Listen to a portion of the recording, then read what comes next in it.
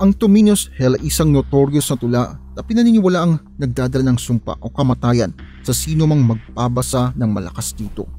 Si Saijo Yasu, ang sikat na Japanese poet, ang siyang sumulat ng tula matapos ng World War I. Marami ang naniniwala na panaliwanag niya sa pamamagitan ng tula ang paghihirap niya dahil sa pagkamatay ng kanyang ama nung digmaan. Sa kabilang banda, may mga nagbigay naman ng ibang ibig sabihin sa tula at nirelate to sa paghihirap ng isang sundalo sa kasagsagan ng giyera. Sumikat ang tula matapos ang mga pangyayari matapos basahin ito. Pinaniniwalaan din na isang batang babae ang namatay ilang saglit lamang matapos basahin ang tula.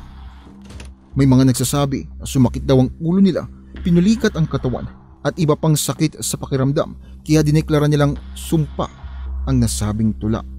Pero gaano nga ba ito katotoo? Walang gaanong nalalaman tungkol sa life history ng author na si Saijo Yasu, pero itong si Saijo ay graduate ng University of Sorbonne at nanirahan sa France ng ilang taon kung saan siya naging university professor. Ang akda niya ay puno ng kakaibang simbolismo at nakakabahalang wordplay na influence ng French arts at history. Dagdag pa doon, ang primary audience niya ay mga bata. Taong 1919, nirelease ni Saijo ang kanyang 27th collection ng mga tula na tinawag na Sakin. Sa Ingles ay Koltas. Ang Tominos Hell o Tomino no Jigoku ang isa sa mga tula na naroroon. Sumikat agad ang tula dahil sa dala nito sa mga bumasa dito. Nawala ng kapatid na babae o tatay si Saijo noong World War I at sinulat ang tula matapos ang digmaan. Nung una, pinaniwalaan na ang Tominos Hell ay isang symbolic depiction ng pagdadalamhati nga ni Saijo. Maaring nasa constant state of suffering itong si Saijo matapos mawala ng mahal sa buhay at ipinaliwanag niya ang matinding emosyon sa pamamagitan ng tula. Pero kalaunan ay binigyan ng mga tao ng ibang ibig sabihin ang tula. Iniwan ni Saijo para sa mga mababasa ang eksplanasyon ng tula, kaya maraming interpretation para doon. Hindi rin sinabi ang gender ni Tomino sa tula, kaya sa ibang description ay babae siya, sa iba naman ay lalaki. Pero mas maraming naniniwala na babae si Tomino na nabibilang sa isang abusive na pamilya. Sinulat niya lahat ng kanyang paghihirap sa isang tula na nabasa ng kanyang mga magulang at kalaunan ay kinandado siya sa isang cellar.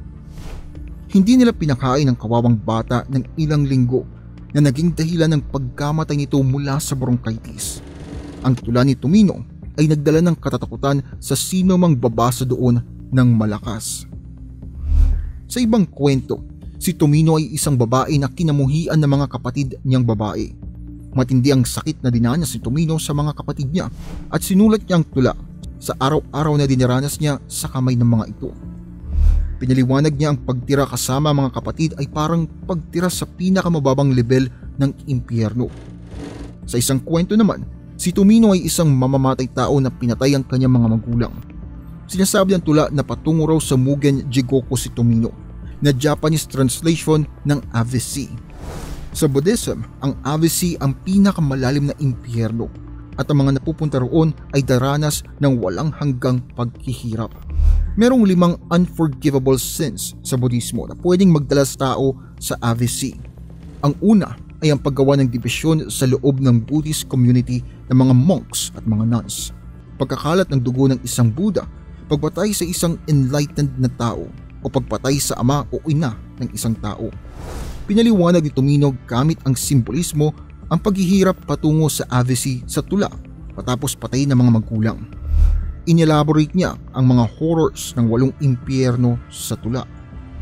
Sa isang mythology, dinipik ng tula ang isang batang lalaki na pinadala sa pinakamababang level ng impyerno para sa isang krimen na hindi naman nabanggit. Pero may sabi-sabi rin na ang lalaki ay isang sundalo noong World War I. Pinaliwanag niya ang buhay niya bilang parang living hell gamit ang mga twisted words mula sa tula. Mahal ng lalaki ang 3 niyang kapatid na babae at sa kanyang pag-alis, sinukan ng mga kapatid niya ang kanilang kaluluwa. Kalaunan, pinaliwanag ng lalaki ang hirap ng kanyang paglalakbay. Pinaliwanag niya na nakakita siya ng matatalim, mga duguang karayom sa kanyang pagbaba sa impyerno. Nirelate ng mythology ang mga pointed needles na duguan sa Senin Bari.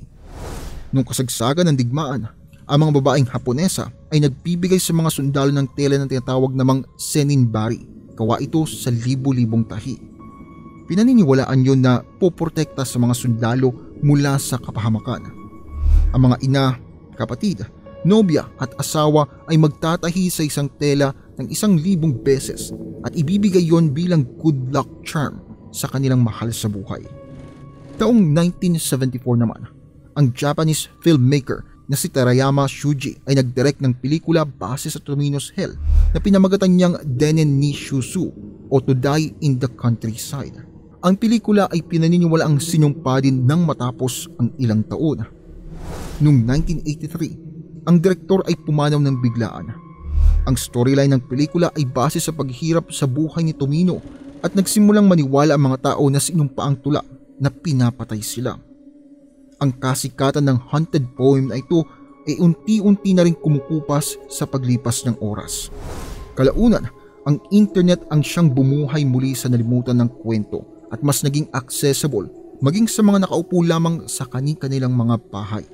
Taong 2004, si Yomota Inuhiko, isang Japanese writer, nag-publish ng libro na pinamagatang, lalagay ko na lang kasi mahirap basahin sa Japanese, na base ito sa Tomino's Hell.